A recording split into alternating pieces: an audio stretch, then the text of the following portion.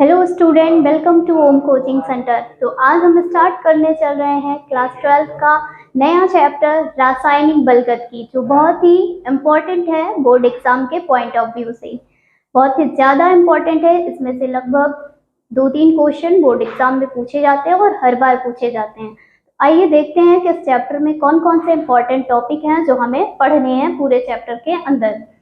तो पहला क्या है, पहले तो हम देखेंगे कि रासायनिक बलगत होती क्या है, इसका इंट्रोडक्शन देखेंगे, परिचय देखेंगे। उसके बाद दूसरा जो इम्पोर्टेंट टॉपिक आता है कि तीव्र एवं मंद अभिक्रियाएं। तीव्र और मंद अभिक्रिया क्या होती है, कैसे उसका वेग निकालेंगे, ये सारी चीजें पढ़ेंगे। उसके बाद हम कौन से टॉपिक पढ़ेंगे, अभिक्रिया का वेग। अभिक्रिया का वेग क्या होता है वो चीजें पढ़ेंगे। उसके बाद अभिक्रिया की कोटि, अभिक्रिया की आणविकता, शून्य कोट की अभिक्रिया, प्रथम कोट की अभिक्रिया और लास्ट में हम देखेंगे सभी टॉपिक पर बेस्ड न्यूमेरिकल्स। कौन कौन से किस टाइप के न्यूमेरिकल आएंगे, सभी न्यूमेरिकल्स देखेंगे सभी टॉपिक पर बेस्ड। तो ये थे हमारे टॉपिक जो इस चैप्टर के अंतर्गत पढ़ने हैं। रासायनिक बलगत की बहुत ही ज्यादा इम्पोर्टेंट लेसन है, बहुत ही ज्यादा इम्पोर्टेंट चैप्टर है जो एग्जाम में हर बार इस चैप्टर से क्वेश्चन पूछे जाते हैं। तो चलिए देखते हैं कि रासायनिक बलगत होती क्या है। नाम से ही दिख रहा है कि बलगतिकी मीन्स की गति कुछ होगी, गति से रिलेटेड होगा ये चैप्टर। और रासायनिक बलगत मीन्स के रसायन यानी कि केमिकल रिएक्शन के वेग के बारे में, रासायनिक अभिक्रिया का वेग क्या होगा उसके बारे में अध्ययन किया जाएगा इस चैप्टर के अंतर्गत।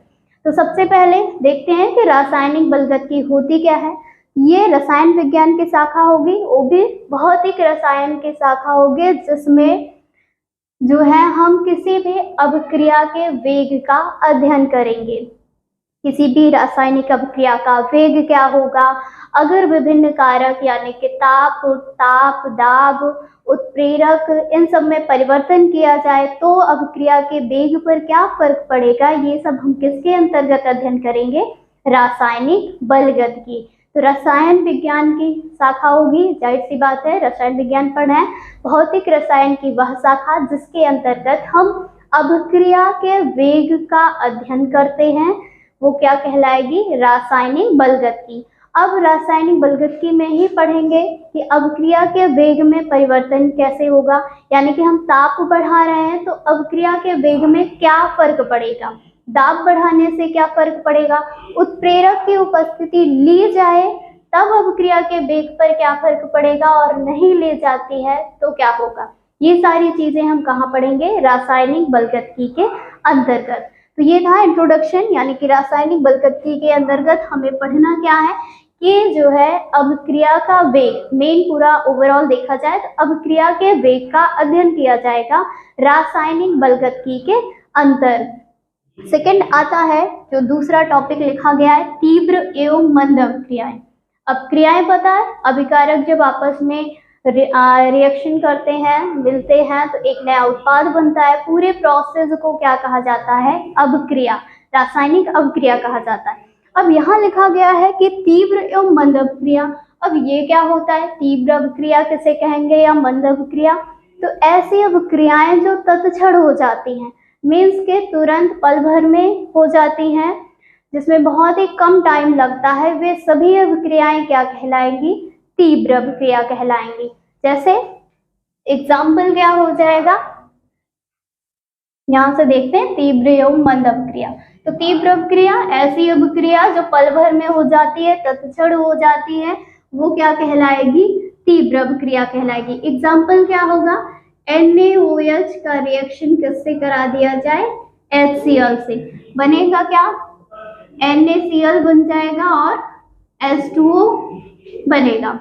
यहाँ ये बेस है और एसिड लिया गया है, इसमें भी ये सोडियम हाइड्रोक्साइड है और हाइड्रोजन क्लोराइड लिया गया है, इनका रिएक्शन कराया जा रहा है और साल्ट मिल रहा है NaCl और वाटर मिला।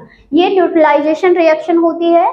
और यहाँ हो क्या रहा है, हम तीव्र अभिक्रिया पढ़ रहे हैं, तो ये ऐसी अभिक्रिया होती है जो तत्क्षण हो जाती है, मीन्स के ये पल भर में ही तुरंत ही मिक्स किया और अभिक्रिया हो जाती है। तो यहाँ जो है हम अभिक्रिया का वेग निर्धारण नहीं कर पाते, ऐसी अभिक्रिया जो तत्क्षण हो जाती है, मीन्स के तुरंत ही हो जाती हैं, उनका वेग हम निर्धारित नहीं कर सकते या नहीं निकाल सकते। तो तीव्र अभिक्रिया हो गई जो तत्क्षण हो जाएगी, मीन्स के तुरंत ही हो जाएगी। वैसी अभिक्रियाएं क्या कहलाएंगी? तीव्र अभिक्रिया कहलाएंगे। एग्जाम्पल क्या हो गया? NaOH का रिएक्शन कराया गया HCl से, साल्ट मिला, NaCl और H2O मिला, ये अभिक्रिया तीव्र अभिक्रिया थी। तीव्र अभिक्रिया और अतिमंद अभिक्रिया, दो अभिक्रियाएं होंगी जिनका वेग हम नहीं निकाल सकते।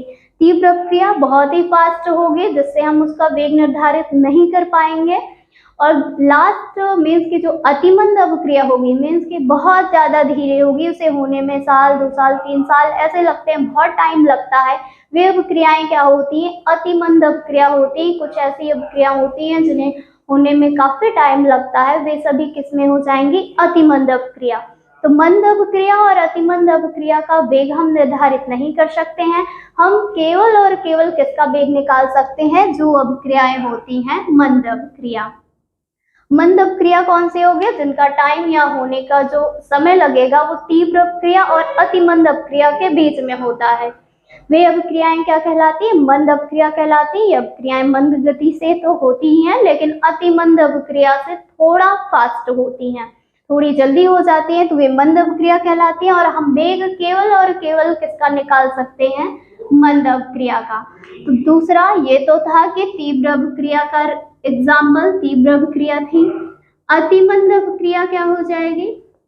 जो बहुत ज्यादा टाइम टेकिंग होगी, बहुत देर में होगी, ज्यादा टाइम लगेगा होने में, जैसे जंग लगना। जंग लगना, लोहे पर जंग लगना भी अतिमंद अभिक्रिया है। दूसरा, हम हाइड्रोजन और ऑक्सीजन का रिएक्शन कराएंगे बिना उत्प्रेरक की उपस्थिति में, तब जल बनने में बहुत ज्यादा टाइम लगेगा, यानी कि ये जो अभिक्रिया होगी अतिमंद अभिक्रिया हो जाएगी। और मंद अभिक्रिया कौन सी हो जाएगी? मंद अभिक्रिया यानी कि ऐसी अभिक्रिया जिसका समय, होने का समय किसके किसके बीच में होगा? तीव्र अभिक्रिया और अतिमंद अभिक्रिया के बीच में होता है। ऐसी अभिक्रियाएं क्या कहलाती हैं? मंद अभिक्रिया। एग्जाम्पल क्या हो जाएगा? हाइड्रोजन सल्फाइड अपघटित होगा किसमें? 2s2 और सल्फर में। ये हो गया, ये जो है मंद अभिक्रिया होती है, यानी कि इस अभिक्रिया का हम वेग निकाल सकते हैं। दूसरा अगर एग्जाम्पल ले तो NH4NO2 होता है, जिसका रिएक्शन जो है NH4NO2 होगा, अमोनियम नाइट्रेट होता है, ये नाइट्रोजन में कन्वर्ट हो जाता है और जल निकल जाती है, यानी कि हाइड्रोजन बने H2O बनेगा और नाइट्रोजन गैस निकलेगी। इक्वेशन बैलेंस्ड है, यानी कि 3 प्रकार की अभिक्रिया पढ़ेंगे। उसमें भी आगे जो नेक्स्ट टॉपिक होगा, अभिक्रिया का वेग निकाला जाएगा, और वेग हम केवल उन अभिक्रियाओं का निकाल सकते हैं जो मंद गति से होंगी। तीव्र गति से होने वाली अभिक्रिया और अति मंद गति से होने वाली अभिक्रिया का वेग निर्धारण नहीं किया जा सकता, हम केवल मंद अभिक्रिया का वेग निकाल सकते हैं। तो आगे जो टॉपिक होगा वो किसको लेके कंटिन्यू किया जाएगा? मंद अभिक्रिया को लेके। ऐसी अभिक्रिया जिसका होने का जो समय होगा तीव्र अभिक्रिया और अतिमंद अभिक्रिया के बीच में होगा, मंद अभिक्रियाएं कहलाएंगी। एग्जाम्पल देख लिए हम कि हाइड्रोजन सल्फाइड का हाइड्रोजन और सल्फर में कन्वर्ट होना, अमोनियम नाइट्रेट का नाइट्रोजन और हाइड्रोजन में अपघटित होना मंद अभिक्रिया के अंतर्गत आएगा। अगला अभिक्रिया का वेग हम नेक्स्ट वीडियो में पढ़ेंगे। आई होप आपको जो है ये टॉपिक समझ में आया होगा कि अभिक्रियाएं किसे कहते हैं, कितने प्रकार के होंगे, और रासायनिक बलगत की किसे कहते हैं, और इसके अंतर्गत हम किसका अध्ययन करेंगे। Thank you.